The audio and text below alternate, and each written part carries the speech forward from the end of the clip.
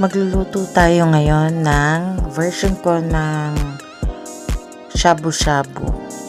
So, ang ingredients natin yan. Meron tayong fish cake, bola-bola, tapos meron dumplings, merong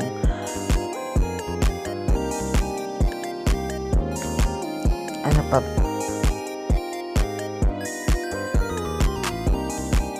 meron pa dyan peche bagyo, tapos merong carrots, merong toge, yan. Tapos paghahalo-haluin lang natin yon, titimpla ng patis, ilalagay yung mga ingredients lahat-lahat doon hanggang lumambot. Tapos lalagay natin ng sotanghon para magkaroon siya ng pinakapansit niya o yung noodles niya. Kasi wala akong egg noodles ngayon, kaya hindi ko siya malalagyan ng egg noodles.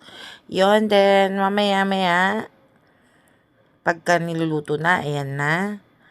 Pagkulo niyan, tikman. Tapos, i-last yung gulay.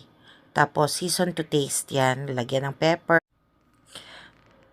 Pag kumulo yan, tapos okay na sa'yo yung lasa, pwede na, hanguin na yan. O kaya magtawag ka na ng kakain. Done!